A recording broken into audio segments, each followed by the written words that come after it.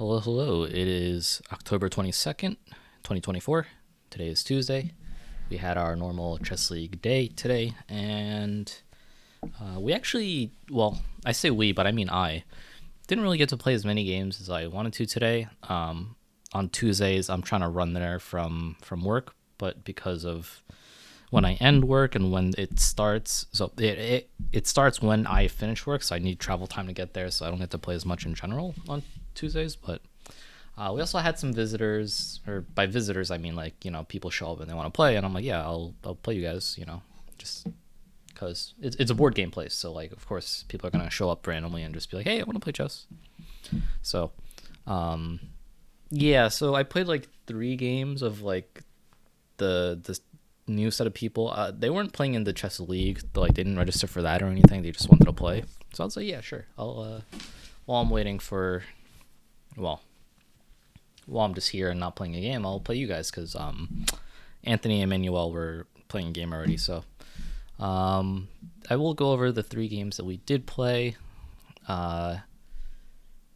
They went, they went, but let's just get into the first one here. We have me playing as white against Emmanuel. Again, playing d4 openings as white, playing trying to play into a knight's tango as black, or a Sicilian against e4. But I know Emmanuel's a d4 player. Well, not that it matters because I'm playing white, but I know he plays d4, d5, and he tends to set up pretty passively. He started with bishop d7, which I thought was really weird. I mean, I can't punish it, obviously, but I didn't think that that's something you wanted to start with. I was totally expecting like knight f6, d6, maybe even g6, bishop g7, but whatever. We get there anyway, right? So as you can see here, we're in a Catalan, kind of, almost, but we're in a Catalan without c4.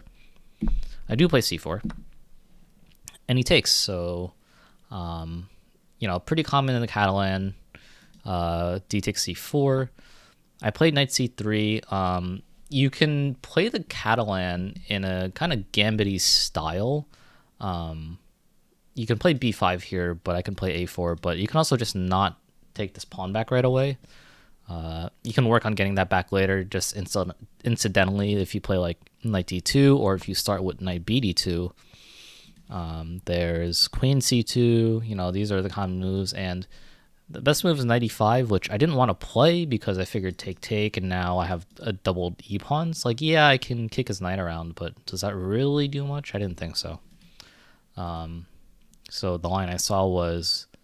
So I'm looking at knight e5. I saw this in the game as a way to try to win the pawn back as well, but I figured take, maybe like here, or I don't know. He'll move his knight somewhere, probably. Oh yeah, knight d5 is the common maneuver, right, for black. And I didn't think this was that great for me. He's still up a pawn. Like, yeah, I kicked his knight over here, but, I didn't think that having my e-pawns doubled was that great. So I kind of discarded knight e5, but apparently it's the best move, so... I won on knight c3. He plays c6, and now I play e4 right away. It's adequately defended, so I get to control more of the center, and also I can immediately threaten e5 with the fork on these 2 pieces here, but he drops his bishop back, and I continue with queen c2. I'm kind of going with just like normal Catalan moves. If I move this knight, then it attacks the pawn here, so I figured, that might be pretty cool. But he castles. So I played bishop g4, and the thought process behind bishop g4 was I want to play e5, and let's just say the knight moves, and then I want to play knight g5, trying to threaten a mate. So he would probably play something like, I wanted him to play g6 so that he would have dark squared weaknesses here. Problem is, he can just take right away. And I mean, obviously, I can't play knight g5 more than anything. I just can't play knight g5. So I figured, okay, well, if I take the knight and make it a bishop here, then I can play e5 and kick his bishop out, and now it should be a little better. It doesn't work like that. I totally just did not think about this correctly. So I just traded off bishop for a knight, played e5. His bishop went back to e7. And now I don't really have much play on the king side. And he also managed to fit in h6, which further deters knight g5. So I went back to knight d2, just trying to win this pawn. I figured my knight here was pretty decently placed. I can go knight e4, knight d6 later. But he plays b5, trying to defend this pawn. Generally, a lot of attempts in trying to defend the c4 pawn after you've played d takes c4 tend to not work so well. I went about it the wrong way apparently, which was knight takes b5. And I played knight b5 because I thought, oh, if you take here, I take, and if you go knight c3, I'll take this and take that. And I thought, okay, well, I just won an exchange. Surely I should be better. But crazily enough, the computer is saying that this is not even better for white, which, like, what do you mean? I'm up in exchange. All right, so, you know, I think from a human perspective, this line here just doesn't look right.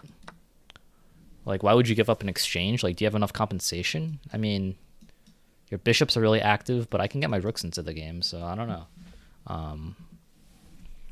That's kind of a lesson in, like, not trusting the computer so much. But anyway, I played knight takes b5, and he played queen b6.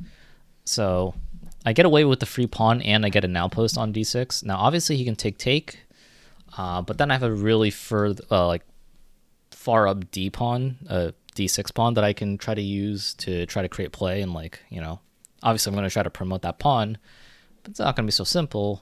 But I figured, okay, that's a pretty good asset for me to have. This is what we get in the game. Takes, queen takes d4, which I totally didn't realize it was hanging, but I was just like, oh, oops. But I played knight takes c4 because, I mean, I wanted to win this pawn back anyway. And he continues with knight a6. I mean, his knight's not going anywhere else, so okay, that makes sense. And I totally missed queen a4 as a way to try to trap his knight. Obviously, it doesn't work right now because he can play knight c5, but I totally missed this idea that I could do that in the future. So I'd played rook fd1, just trying to kick his queen away. Adds another defender to the passed d pawn, which is pretty far up. It's kind of hard to, like, push it, especially with the bishop here. But my game plan for the rest of this game was try to push the pawn, right? And how do I push the pawn? Well, I need to get the bishop out of the way. And how do I get the bishop out of the way? Well, knight e5.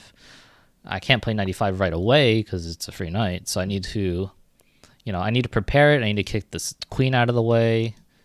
Maybe I'll play like queen e2, and then I can play knight e5.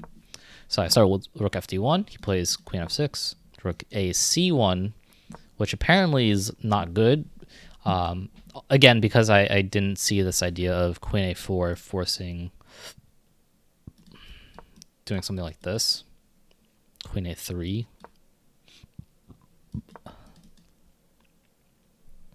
Actually, I just thought the knight was going to get stuck here, but apparently that's not even the case. Yeah, don't trust computers all that much. They tell you the best moves, but it's not always why you think it is. So I played rook ac1. You know, I have open files. Like, I'm kind of pressuring these pawns, or this pawn in particular. This one's still defended by another pawn.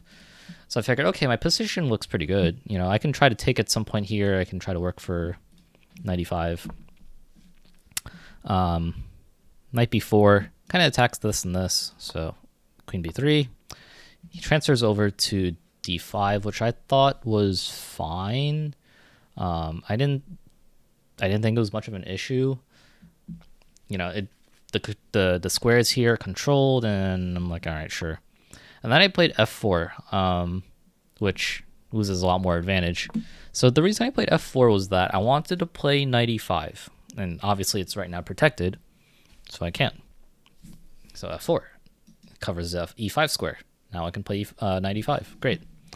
And then after he plays rook b8, or rook a b8, queen c2, and then g5, So I was just like, oh, that's kind of weird. I didn't know if that was good or not. I decided to take. So now I wanted to go. I still wanted to go 95. Obviously, I still can't because of the queen covering that square. But first I played b3 because I realized that this pawn was under attack. Oops, this pawn was under attack.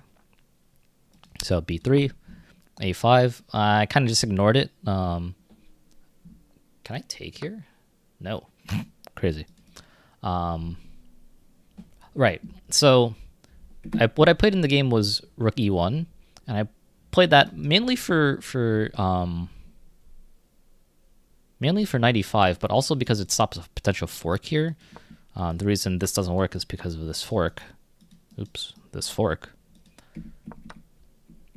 So I played rook e1. The main idea for me in my head was to play 95, but it also just stops this fork here. Rook b5, I didn't understand. I can still go 95 here. Your knight's in the way, so 95. He protects his bishop. I take it away. I was thinking for a second, maybe I don't even need to take because this bishop just sucks anyway. It's just holding this together, but I decided to take. Takes with the rook. And I didn't see this far ahead, but I just immediately saw the free pawn here, which is also quite problematic for black because both of your rooks are being under attack. So only real move is rook b7, right? Or I guess this rook was supposed to go to b7, but he played this rook, which is also what I saw, but anyway. So rook d b7. And then here I just saw, okay, well, queen c8 check. He has to move his king, and now I get to push d7. And now I'm one square from promoting. I can obviously like sack here, or I don't know.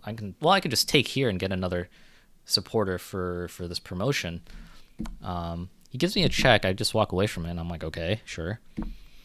Now he plays 97. I didn't even realize he was attacking my queen. I just saw, oh, I just get a free queen, and I take here because when the queen takes, I was like, oh, great. I totally didn't even see this, but that wouldn't have been too bad because I would have just been up a knight. Or I guess up a bishop in this case, but yeah, I totally didn't even see that this was possible. So I promote. He takes the promoted queen. I take back. And from here, he plays knight f5, and I play rook c8. He ran out of time like 2 moves ago or something, but I just kept playing because I still had a minute on the clock anyway. But yeah, this position looks really bad for black anyway. It like you can't even take the b pawn. This knight is, admittedly, the knight's a good piece here, but you know, it's hard to find a weakness in white's position here, right? These lines are covered for now, so it's hard to transfer the rooks over. Like pushing an a pawn, I guess maybe would be a plan just to try to break this up, but you know, queen h8 is coming. Maybe I can try to like take the knight so that I can get a rook in somewhere. Obviously not right now, but you know, overall just like a pretty clean game. I did miss some chances. Like I would think I was like +3 at one point in the middle, and then just didn't even see why. So yeah, like right around here, queen a4. But you know, this is a new it's still relatively new. I've been playing it for like a month, and I'll be honest, I'm not totally enthused with my progress in this opening. I feel like I'm constantly lost and figuring out, like just doing things on the fly. But you know, when the month does end and we're through that, I'll try to put all of my thoughts together with like all the new openings and see how that goes. But you know, for now we're pushing through with this Catalan. It's going okay, but I'm definitely not playing it optimally, so it's just a little rough. Okay, so the second league game I played today was against Anthony. I had the white pieces, and you know, as you know, with the white pieces, I am sticking with d4 for the month. Knight f6. I played g3 first out of habit. I'm not sure why, because usually I play knight f3 first, but doesn't really matter. He always plays knight f6 e6, and then here he's surprising me with g6. I knew immediately that this. I know in some openings that playing e6 g6, I think it's specifically the Sicilian, you don't want to play like this because your dark squares are really weak. So I knew something was off, but I just continued with my normal development. And here, after this pretty like King's Indian-ish structure, not really. I guess the pawn structure is not right, but after the structure, I played b3. So what I was thinking was, in my notes against the King's Indian, you want to play, well, not that you want to play per se, but the book I'm using suggests b3, bishop b2 as a way to fight against the the pawn structure here.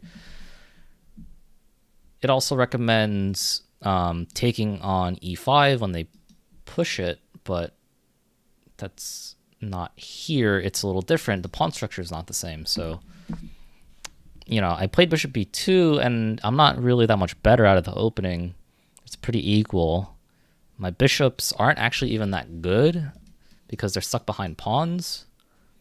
And, this was kind of a waste of time because this bishop is like, it took 2 turns to get this bishop here just for it to do nothing and stare at a pawn all game. So I think this opening, it was more so like not familiar with the pawn structure and also just confusing my notes with a different opening because in the King's Indian, the pawns should be here and here, but that's not what we have. So the plans are probably not exactly the same.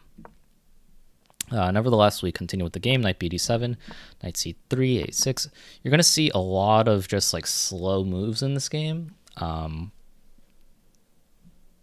was a pretty quiet game the entire time, and I'll get to the key moments for sure, but not a lot to comment on most of these moves. Here, he's playing really quickly, by the way. He's just like blitzing out these moves, and I'm trying to figure out what my plan is in this position, and I just can't seem to figure it out. I continue with a3 just so that b4 doesn't come with tempo, but he plays like a double fianchetto setup kind of thing, and I play knight d2 trying to look for e4. He plays rook c8, I play e4, takes, and then he drops his bishop back, which I thought was fine. It makes sense because you are protecting your bishop in the event that this diagonal opens up. So if I played something like knight f6 check, right now your bishop's protected, whereas if it was on b7, I mean, it's not. Admittedly, it'd still be a fair trade, but I'd be trading off one of my knights for a bishop, and the bishop would have an open diagonal, so it probably would be better. Here, I just go for h4. I'm trying to like create weaknesses around his king, but you're going to see that that just doesn't work here. C5, I protected with c3. I didn't feel like trading here because I felt like that wasn't really in... That doesn't look right. Also because it hangs a bishop, but pawn structure wise, it didn't look right. So c3, trade on d4, queen b6, h5, just trying to create some weakness here, but he ignores it and plays rook c7. I try to take on g6, but he just takes back, and I don't have much going on here. Like, this is totally fine for black. There's no like silly queen h5 or anything. I'd have to do like here, and move my bishop out of the way and my king so that my rook can come to the h file, but that's just not going to happen, right? That's way too slow of a plan. I do play queen d2 just to connect my rooks. I don't really know what to do in this position. Like, what are the plans here? The pawn structure is like, yeah, I have a d pawn, but he has an e pawn. Not much was going on here. Here he doubled up his rooks, and I thought this was going to be really bad for me because he had rook c2 coming. Now, rook c2 wasn't even as big of a threat as I thought it was. I mean, obviously I can see the computer saying queen f4, but I could have played just something like, queen f4 or queen d3, and if rook c2, rook b1, and everything's defended. This is defended. My bishop's defended. I didn't look too closely into this position, but I just saw that rook c2 looks really unpleasant, and I didn't want to allow it. So what I did was played rook AC1, just offering like, yeah, let's just trade it down and go into an endgame where it's basically equal. Although, I was looking at the position, I was looking at all the capture sequencing, and I was like, I'm probably just going to be down a pawn, like I'm going to lose this d pawn. But I figured, okay, I could be down a pawn, but I can still probably draw, even if it's a pawn. So big trades on c1. He takes the knight on e4. I take on d4. And I was looking at this. I saw queen c8 first. Queen c8, knight f8. And then, it's saying bishop c2, which I guess makes me a little more sense. But what I did in the game was I just traded on d4 first, then gave the check. And I knew he could always go to f8. But my idea was to just play bishop b6, which apparently is not the right move because of queen a1 and winning this pawn right away. And I can't take his pawn. Neither of us saw that. He played queen d1 check. And after king g2, he takes the b pawn, but that lets me take the a pawn. And then when he takes the a pawn, I take his b pawn. And this should be a draw. Even though he's up a pawn, you can still draw it if you trade off correctly. And, if you can occupy the correct square, then it's basically a draw. So he played queen d6. Here, I made a small mistake by playing queen b7. I didn't actually want to trade queens, but the idea I was going for was to play bishop e8 next move and target the f7 pawn. But he plays queen d5, forcing the queen trade. And here, computer says it's equal even though I'm down a pawn. And I'm just going to fast forward through a lot of these moves here. The pawn structure is almost symmetrical minus the d pawn, so I'm trying to win it. And, he's giving me some checks. And apparently I blundered here because of knight e4, which he plays. King f3. Yeah, so apparently this is winning for black. But I didn't totally see why. Obviously, because I'm in the game still. So I just went for counterplay. I figured, okay, maybe I can try to win his g pawn with my king, and maybe it'll be fine. Still takes. It's back to it being a draw. I played bishop b1, just kind of, attacking things over here. He correctly protects the knight this way so that I don't lose the pawn. And, I'm thinking, okay, things should be fine. I didn't realize that I can't actually go forward in this position with the king, because I wanted to win the pawn, not just trade it off. So I was like, oh, this is not great. Let me bring my king back. And now I lost. He finds the fork, knight d2. King e2, takes my bishop, regroups, and yeah, so I mean, now it's just losing. Like, there's no way for me to protect the pawn, let alone, win everything here. So I play a few more moves, and I'm like, okay, yeah, no, he can very easily just push this pawn, and if I try to chase it, he pushes this pawn, and it's game over. So yeah, I just, like, this game was just quiet. It was even for like 90% of it. And then, okay, so I was a little bit worse here, but I figured it might still be okay. And then I just blundered a knight fork. So, fun stuff. I definitely misplayed the opening. Like, I felt like I should have been able to try to provoke some of his weaknesses here, or like instigate and try to abuse some of the weak points in his position. But yeah, I just went about it totally wrong way, and we just traded a bunch, and I blundered a fork. So not much to say about that one past that. Okay, so last league game of the day, we snuck one in as everyone was still like playing a game. So I'm playing Anthony again. I have the black pieces this time. And we start. He plays e4. I'm taking a second to think. Like, do I want to play? What do I want to play here? I've been playing Sicilian, and I know he plays the Alpin against it. So I was thinking, okay, what do I really want to play right now?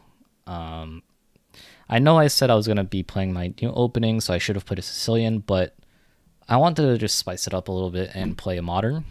So I played g6, d4, bishop g7, knight f3, pretty standard stuff. D6, obviously.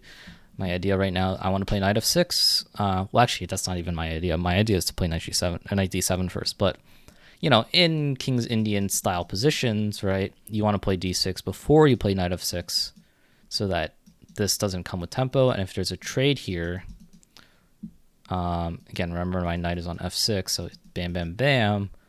I have the knight I have this d7 square for my knight if I need to go over there. But he plays e5 immediately, which I thought was strange. It's not bad, but just looking forward a few moves, take, trade queens, you can't castle. And I didn't really see like a reason why you would want to do this as white. Like, why would you want to voluntarily lose your castling rights? He told me after the game that he kept seeing it as him being able to initiate the queen trade rather than me. So I guess it's just miscalculation there. But I was easily continue with the game. Knight c6, just normal development. Bishop b5, unpin myself with bishop d7. Plays rook e1, adding a defender to this pawn. This pawn I definitely want to get rid of at some point. I just was not really sure, how to do it. Obviously, I'm trying to develop my pieces to attack the pawn, but like, how am I getting this knight into the game? Let alone, how am I getting it to help attack the pawn? Like, I guess knight a6 was good, but bishop takes, and like, what's the point? So I long castled, mainly because I wanted to get the rook on the open file immediately. I could have just played rook d8 instead, but I figured castling would just get my king ever so slightly closer to safety in the event he like pawn storms here. And I didn't think he was going to pawn storm here for whatever reason, but okay, life goes on. He plays knight c3, which I was really surprised by because he totally missed this discovered attack. And as I was looking at it further, like, the engine obviously says it's minus 2.8, and I was like, this discovered attack is like gonna make your position crumble really like a lot. And without even looking at the computer, I saw, okay, so I want to win this pawn, I want to move my bishop for this discovered attack. How can I move my bishop to help with winning this e5 pawn? And the answer I found, which is the best move, is bishop g4. The reason it's good is because it pins one of the defenders to the king, which means there's technically one less defender on this pawn, which means I can take the pawn. And also, there's no pin here. Like, the bishop here doesn't pin anything, so I can move my knight freely to take the e5 pawn. So he continues with king e2. Obviously, you can't come up this way. I was expecting bishop d2, to be honest. But even then, if you played bishop d2, I can just take here first. You're forced to take with this, and then I just win this anyway. And now this is under attack. So maybe like this. But yeah, so even if you played bishop d2, I was still going to win this pawn, so I was like, fine. King e2 was definitely not on my radar, but I figured, okay, well, I played that to take the pawn, and now I'm going to try to take your knight. Bishop f4, logical, development move, attack the knight. But here I trade knights, his pawn structure is ruined, and then I just bring my bishop back, and now I'm attacking c2. He plays rook e d1. I thought he was going to bring his other rook to d1, just so that you have them in the center, but okay. I continued with knight f6 first. I saw that I could take here, but I didn't want to allow take here, take here. You know, other rook to d1, king back to c8. And I was like, why let him get his other rook into the game? I'm gonna just play knight f6 and connect my rooks. You know, now obviously if he trades here, it's better for me.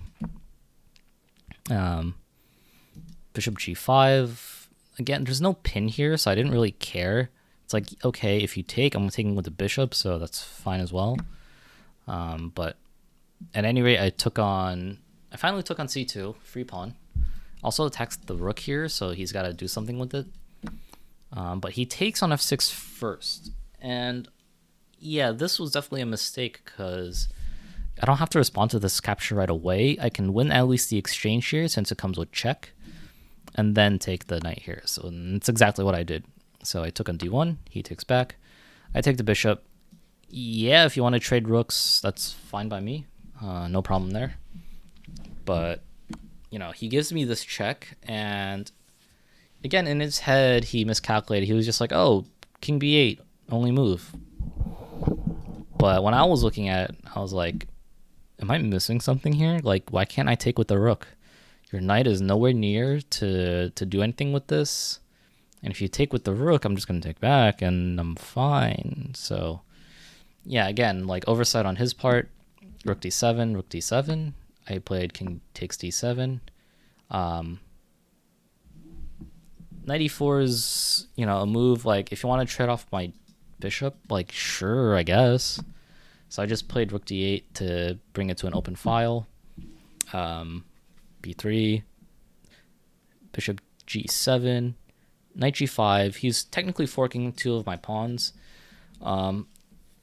For some reason, I only saw that his knight was attacking the f7 pawn, and I just played bishop g6, or sorry, bishop h7. And then I blundered another knight fork. But it's a little different in this situation because, so the best move here is technically rook f8. If he takes here, I mean, I still have rook for bishop. And obviously this is still winning for black. But what I played at the game was a little different, and what I played was actually just bishop f4. It's not as good. Oh, actually, now the computer thinks it's the best move. Huh. Weird. Anyway, so I played bishop f4, and he resigned here. Just spoiler alert. I also realized that his knight is trapped. Well, it's not trapped yet, but it will be after rook f8. I actually didn't even realize that in the game. I was just playing. I played bishop f4 to attack the pawn, and I didn't move my rook because if you take my rook, I'm taking your knight. And it's like, okay, yeah, so what? The so what is that you don't have any more pieces. Like, you literally have 5 pawns. These pawns are doubled and are terrible. I still have a bishop. So, like, okay, maybe it's not like the theoretically best way to continue the game, but it's not like you can win this game by taking my rook. So I was like, okay, whatever. Bishop f4. And like I said, he resigned after that move. Which I didn't realize at the time, his knight is actually just going to get trapped after rook f8. So this game was just a lot of oversight on his part, really. Like, I didn't make any spectacular moves. Maybe like here, you could say this was a good move, but it was more so predicated on his oversight of not playing, of not like covering his king. And yeah, I mean, simple conversion, and yeah, I blundered a fork again, but it wasn't even that bad. So, and yeah, the game ended here. So those are the only league games I actually managed to play today. I was playing a bunch of other new guys that showed up today, so that's unfortunately this is going to be a short recap video.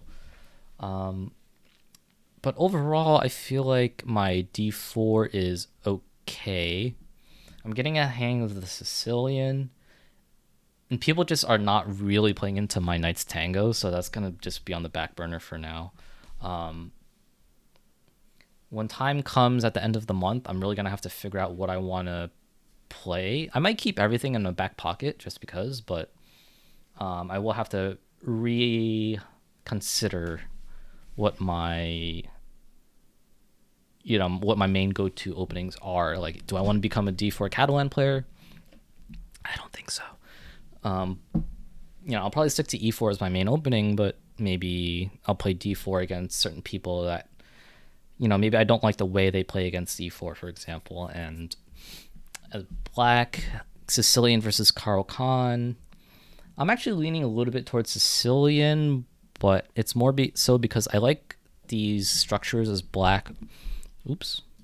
I like these structures as black where you have the Fianchetto dark squared bishop. They just feel really nice to play, IMO. So maybe I'll make that my main opening, or maybe I'll explore another Sicilian that does that. And against D4 is where I'm kind of not too sure, because if I want to play a Knight's Tango, I have to start with Knight f6. If I start with Knight f6 and I want to play a Fianchettoed dark squared bishop setup, I'm playing a King's Indian. But against things that are not d4, c4 for white, and if I start Knight f6 as black, so if I play d4, Knight f6, and then they don't play c4, well, I'm playing a King's Indian, which is not easy. So I guess the question becomes, can I play a Dutch? If I want to play a Dutch with a Fianchettoed bishop, I have to learn the Leningrad Dutch, which, I tried in the past, and then I forgot the reason why I put it down, but, maybe I can go back to that and see, reconsider if I want to do that, because if you think about it, let me just hide this because I'm not actually reviewing the game. Right, d4, f5, right, c4, g6, and let's just say knight f3, bishop g7, right? I kind of had the Fianchetto bishop here. It doesn't have the same pawn structure as a King's Indian, but I get the light squared I get the dark squared bishop on this diagonal here. Obviously, I'll be able to just castle, and I mean, we'll see. That's all I can say. We'll see. Maybe I'll go back to learning the Leningrad, but I can't play a classical Dutch is the issue. Right? I can't play a classical Dutch and Fianchetto the dark squared bishop. That's just not how that works. But yeah, all this will be in consideration, and we'll see what happens. So thanks for watching, and I'll see you next time.